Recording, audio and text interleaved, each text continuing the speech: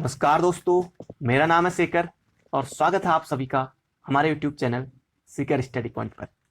दोस्तों, हम सॉल्व कर रहे थे उत्तराखंड पुलिस सब इंस्पेक्टर भर्ती परीक्षा 2015। उसमें हमने हिंदी का पेपर पूरा सॉल्व कर लिया था। हिंदी के 100 क्वेश्चन पूछे जाते हैं और टोटल 300 क्वेश्चन पूछे जाते हैं। दोस्तों, हिंदी का जो पेपर होता है 100 नंबर का, वो अलग होता है। इसके अलावा जो 200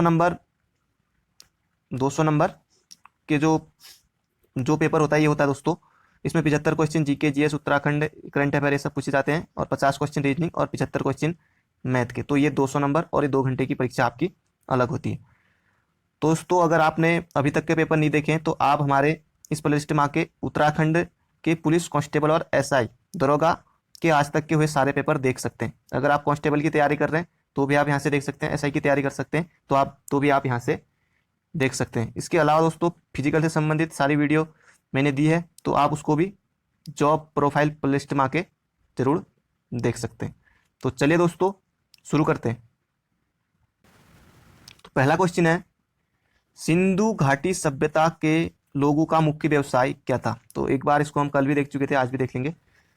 तो सिंधु घाटी सभ्यता के लोगों का मुख्य व्यवसाय था, ये मैंने आपको बताया था, कृषि। इसके अलावा पशुपालन भी उनमें वो ये भी करते थे और इसके अलावा व्यापार भी ये भी था। अगला क्वेश्चन है, भू राजस्व की दर धर्मशास्त्रों में क्या दी गई थी? इंपोर्टेंट क्वेश्चन है। भू राजस्व की दर धर्मशास्त्रों में क्या दी गई थी? तो ये आपको बताना है, 1/3, 1/6, 1/4 या फिर 1/8। तो इसका सही उत्तर है 1/6। ऑप्शन नंबर सी हमारा बिल्कुल सही होगा। अगर आप उत्तराखंड के किसी भी एग्जाम की तैयारी कर रहे हैं तो आप इस वीडियो को देख सकते हैं। ये ना समझे कि ये सिर्फ एसआई का है, कहीं भी क्वेश्चन पूछे जाते हैं, तो आप वीडियो को अंत तक जरूर देखें। अब यहाँ पर सुमेलित करना है, निम्न को सुमेलित कीजिए। विचारधारा और ये व्यक्ति, ये विचारधारा दी हुई है और किन की विचारधारा है तो ये आपको बताना है। सबसे पहले मीमांसा है, तो इनका मीमांसा की जैमिनी, ऑप्शन सी बिल्कुल सही है। न्याय, तो न्याय के हैं अक्षपथ गौतम। इसके अलावा सांख्य के ईश्वरा कृष्ण। इसके अलावा वैशेषिक उलूका कणाद। तो ये हमारा बिल्कुल सही हो जाएगा दोस्तों। मीमांसा का जैमिनी, न्याय का हो गया दोस्तों अक्षपथ गौतम, सांख्य का हो गया ईश्वरा कृष्ण और वैशेषिक उलूका कणाद। तो दोस्तों इसको आप याद कर लेना, कहीं भी पूछे जा सकते हैं। अगला क्वेश्चन है दोस्तों, जब भी कोई मतलब अच्छे लेवल के एग्जाम होते हैं तो वहाँ इस तरह के मिलान वाले क्वेश्चन देखने को मिलते हैं, तो 4-4। तो इस बार भी बहुत पूछे गए थे, इस बार भी पूछे जाएंगे। अब निम्न को सुमेलित कीजिए, वैदिक पाठ और विषय। तो ये आपको बताना है। तो मनुस्मृति में है दोस्तों, मनुस्मृति जो है ये कानून का कूट है, मतलब कि कानून से संबंधित है। इसके अलावा सूत्र में बात करें तो सूत्र में रीतियां एवं रस्में हैं, तो ऑप्शन यहाँ पर सी है। इसके अलावा उपवेद में बात करें तो उपवेद में है धर्म निरपेक्ष विषय, उपवेद में है धर्मनिरपेक्ष विषय। इसके अलावा ब्रह्मा मानस, इसमें है वैदिक मंत्रों पर व्याख्यात्मक टीका। तो इस तरह से ये ऑप्शन आप लोग मिला लेना इसको। तो इस तरह से क्वेश्चन दोस्तों भर भर के पूछे गए थे। अब यहाँ पर फिर मिलान के लिए आपको निम्न को सुमेलित कीजिए। यहाँ पर अब वेद और विषय दिए हुए हैं। तो ऋग्वेद में क्या है, यजुर्वेद में क्या है, इसके अलावा सामवेद में क्या है, अर्थवेद में क्या है, तो ये आपको बताना है। तो ऋग्वेद में दोस्तों, ऋग्वेद में है भजन एवं प्रार्थना। तो ऋग्वेद में है भजन एवं प्रार्थना। यजुर्वेद में है भजन एवं रस्म, भजन एवं रस्म। इसके अलावा सामवेद में हो जाएगा संगीतमय भजन और अथर्ववेद में हो जाएगा आकर्षण और मंत्र। तो दोस्तों इसको आप याद कर लें। अगला क्वेश्चन है, निम्न किसने अपना पहला प्रवचन सारनाथ में दिया? किसने अपना पहला प्रवचन सारनाथ में दिया? तो ये क्वेश्चन तो वैसे भी कई बार कई एग्जाम में पूछा गया है। तो ये आपको बताना है, शंकराचार्य, बुद्ध, महावीर या फिर अशोक। तो सारनाथ में दिया था ऑप्शन नंबर सी। तो ये तो सबको आ ही रहा होगा दोस्तों। इसके अलावा महात्मा बुद्ध ने प्रथम जो अपना उपदेश दिया था, इसको बौद्ध ग्रंथों में धर्मचक्र परिवर्तन कहा गया है, धर्मचक्र परिवर्तन। और जो इनकी मृत्यु हुई थी उसको महापरिनिर्वाण कहा गया है। अगला क्वेश्चन है, अष्टगुणी पथ की अवधारणा, अष्टगुणी पथ की अवधारणा से कौन सा प्रसंग बनता है?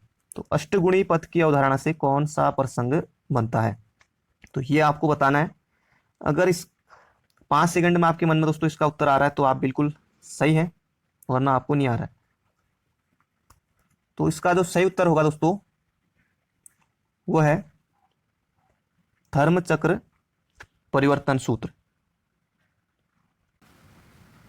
अगला क्वेश्चन है, ये क्वेश्चन तो दोस्तों और भी कई बार कई एग्जाम में पूछा गया है, तो ये अब आपको सीधे सीधे आना ही चाहिए। तो वीडियो को अंत तक जरूर देखना दोस्तों। अगर आप चैनल पर नए हैं तो चैनल को जरूर सब्सक्राइब करना। गुप्ताओं द्वारा जारी की गए चांदी के सिक्कों को क्या कहा जाता था? तो आपको बताना है कि जो गुप्ताओं ने सिक्के जारी किए थे उनको क्या कहा जाता था।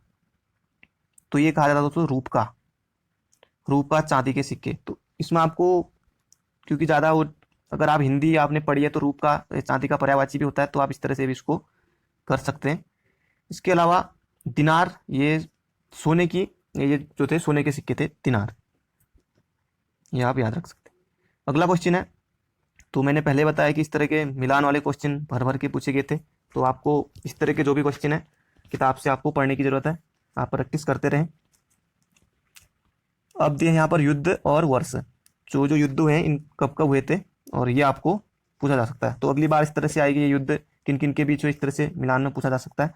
तो पानीपत का प्रथम युद्ध 1526 में हुआ था, बाबर और इब्राहिम लोदी के बीच, और बाबर जीत गया था।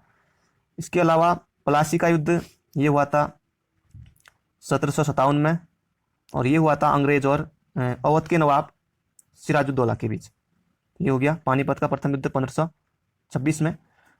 और हल्दी घाटी का युद्ध ये हुआ था 1576 में, ये हुआ था अकबर और महाराणा प्रताप के बीच। इसके अलावा अगला युद्ध ये है तालीकोटा का युद्ध, तो ये हुआ था 1565 में, ये हुआ था विजयनगर और बहमनी के बीच, बहमनी साम्राज्य। तो इसको आप मिला लेना दोस्तों, मैंने आपको सही बता दिया है। अगला क्वेश्चन है, अब ये भी क्वेश्चन कई बार पूछा गया है और भी एग्जाम में, जो और भी अगर आपने एग्जाम दिए होंगे तो सभी क्वेश्चन तो पूछे गए लगभग। ये जो क्वेश्चन बार बार यूकेएससी के द्वारा और एग्जाम पूछ लिए गए थे, पर अब तो बहुत कम चांस है कि रिपीट हो, पर फिर भी पूछे जा सकते हैं, सभी क्वेश्चन टफ नहीं बनते। अगला क्वेश्चन है, 1857 के गदर के समय ब्रिटिश प्रधानमंत्री कौन था? 1857 के गदर के समय ब्रिटिश प्रधानमंत्री कौन था? तो 1857 के समय पॉमस्टन थे, और इसके अलावा भारत की आज़ादी के समय यानी 1947 में उस समय थे क्लेमेंट एटली। तो यहाँ पर हमारा सही उत्तर होगा पॉमस्टन, ऑप्शन नंबर बी। आज़ादी के समय आएगा तो एटली आप बिल्कुल सही करेंगे। अगला क्वेश्चन है, भारत में पहली जनगणना किसके समय में कराई गई थी? तो भारत में पहली जनगणना ये कराई गई थी, तो ये कराई गई थी लॉर्ड मेयो, ये 1872 में, 1872 में। इसके अलावा जो नियमित जनगणना कराई गई थी वो कराई गई थी 1881 में, ये आप याद रख सकते हैं, ये हुई थी लॉर्ड रिपन के टाइम। दोस्तों अगर आपको पता है, अगर आप सच में तैयारी कर रहे हैं किसी भी एग्जाम की, एसआई कोई भी एग्जाम हो, तो 2021 में जो जनगणना होने वाली है, ये स्वतंत्र भारत की कौन सी जनगणना है, या फिर जब से जनगणना हो रही है 1872 से, तो आपकी कौन सी जनगणना है, 15वीं, 16वीं, 17वीं या 18वीं, आप कमेंट बॉक्स में जरूर बताएं अगर आप सच में तैयारी कर रहे हैं तो। अगला क्वेश्चन है, गांधी के नाम के पहले महात्मा किस समय जोड़ा गया? तो चंपारण के समय, रॉलेट एक्ट के समय, 1919 में अमृतसर के भारतीय राष्ट्रीय कांग्रेस अधिवेशन में, और खिलाफत आंदोलन के प्रारंभिक चरण में। दोस्तों ये जो 1919 का अमृतसर के भारतीय राष्ट्रीय कांग्रेस के अधिवेशन है, इसमें उत्तराखंड से भी बहुत से लोगों ने भाग लिया था, जैसे बद्रीदत्त पांडे, मुकुंदीलाल आदि, इन लोगों ने इसमें भाग लिया था। तो ये तो रहा वैसा क्वेश्चन, इसको आप इस तरह से याद रख सकते हैं। तो गांधी के नाम के आगे महात्मा, तो महात्मा दोस्तों, महात्मा सबसे पहले गांधी जी को कहा था रविंद्रनाथ टैगोर ने, तो ये आप याद रख सकते हैं। तो ये समय जोड़ा गया था चंपारण सत्याग्रह, और चंपारण सत्याग्रह कब हुआ था, तो ये हुआ था 1917 में। तो ये आपको याद होना चाहिए। अगला क्वेश्चन है, बेहद आसान क्वेश्चन है। निम्न में से कौन सा ग्रह सूर्य के चारों ओर एक चक्कर के लिए अधिकतम समय लेता है, तो ये आपको यहाँ पर बताना है।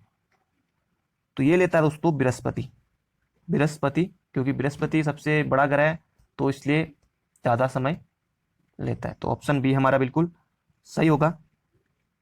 अगला क्वेश्चन है, माई एक्सपेरिमेंट विथ ट्रूथ नामक पुस्तक के लेखक हैं, तो ये तो आपको आना ही चाहिए। तो इसके लेखक हैं महात्मा गांधी, महात्मा गांधी। अगर दोस्तों महात्मा गांधी, जवाहरलाल नेहरू, लाल बहादुर शास्त्री, राजेंद्र प्रसाद, महात्मा गांधी, अगर इन सब के बारे में अगर चर्चा करूँ, अगर आपको बताऊं तो दोस्तों बहुत टाइम लग जाएगा। तो अगली वीडियो में कभी बताऊंगा, क्योंकि आधा दिन मतलब बहुत टाइम लग जाएगा इनमें, तो ज़्यादा बात नहीं करेंगे इनके बारे में अगली वीडियो में। अगला क्वेश्चन है, फिर अयस्क और देश आपको मिलाने के लिए दिए हुए हैं, तो ये आपको मिलाने हैं। तो बॉक्साइट, बॉक्साइट का जो देश जो ज़्यादा उत्पादन करता है दोस्तों ये है जमैका।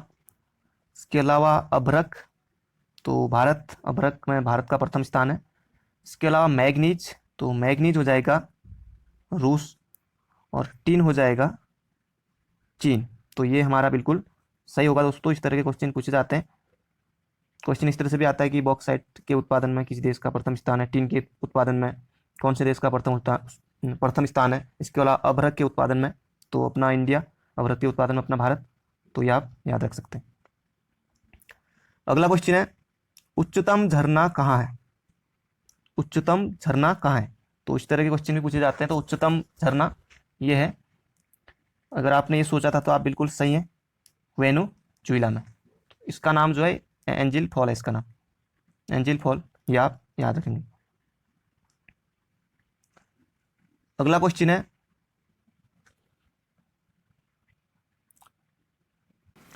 अगला क्वेश्चन है, निम्न में से कौन से लोगों के समूह अपने घर का प्रकार ऋतुओं के अनुसार बदलते हैं। तो ये बहुत इंपॉर्टेंट क्वेश्चन है। तो ये आपको बताना है, पिग्मीज, बंटूस, खिरगिज या फिर एक्सिमो। तो इसका सही आंसर होगा खिरगिज, और ये मध्य एशिया में निवास करती है, तो ये आप याद रखेंगे। अगला क्वेश्चन है, बस ज़्यादा नहीं, 2-3 क्वेश्चन और है, 20 क्वेश्चन हम लगभग डिस्कस करते हैं, क्योंकि ज़्यादा लंबी वीडियो हो जाती है तो आप लोग, बहुत से कम लोग, ज़्यादा लोग देखने पसंद नहीं करते हैं, तो इसलिए छोटे छोटे पार्टों में मैं आपको वीडियो देता हूँ। निम्न नदियों में से कौन सी एक गंगा की सहायक नदी नहीं है, तो कौन नहीं है इनमें से आपको बताना है। गोमती, इंद्रावती, यमुना या फिर सोन। सोन गंगा की सहायक नदी है, यमुना भी है और गोमती भी है। जो इंद्रावती है ये गोदावरी की सहायक नदी है, गोदावरी। अगला क्वेश्चन है, निम्न मृदाओं में से कौन सी खेती करने के लिए बहुत मुश्किल है। तो इनमें से जो 4 मिट्टी दी हुई है, कौन सी मिट्टी खेती करने के लिए बहुत मुश्किल है, तो ये आपको बताना है। जलोढ़ मिट्टी, लाल मिट्टी या फिर काली या फिर बलुई। तो इसका सही आंसर आपके मन में आ गया होगा, आपने एलिमिनेट कर लिया होगा, आपको नहीं भी आता था तो ये होगी बलुई मिट्टी, बलुई मिट्टी, ये जो राजस्थान में होती है इस तरह की। अगला क्वेश्चन है, तो ये हमारा आखिरी क्वेश्चन है दोस्तों, बाकी जो और क्वेश्चन बचे हैं वो अगले पार्टों में आपको मिलते रहेंगे, चैनल के साथ बने रहें। निम्न फसलों पर विचार कीजिए, कपास, मक्का, मूंगफली, सरसों, उपरोक्त में से कौन सी खरीफ की फसल है। तो ये आपको बताना है। कपास ये हमारी खरीफ की फसल है, मक्का ये भी हमारी खरीफ की फसल है, मूंगफली ये भी खरीफ की फसल है, तो ए बी सी। सरसों, गेहूं, जो चना, ये जो है रबी की फसल है, तो रबी की फसल। तो ये था दोस्तों आज का वीडियो। अगर आपने इससे पहले के पेपर हिंदी या फिर इससे जो पहला पार्ट है अगर आपने वो नहीं देखा है, तो अभी जब ये वीडियो खत्म होने वाला है यहीं पर आपको एंड स्क्रीन में वो वीडियो मिल जाएंगे। इसके अलावा डिस्क्रिप्शन में आप देख सकते हैं। इसके अलावा आप प्ले लिस्ट में जाके फिजिकल से संबंधित वीडियो और उत्तराखंड के जो प्रीवियस ईयर एग्जाम पेपर हैं वो आप जरूर देख सकते हैं। तो ये था आज का वीडियो दोस्तों, मिलते हैं अगले वीडियो में। अगर आप नए हैं तो चैनल को जरूर सब्सक्राइब करें। Thank you friend, thank you so much.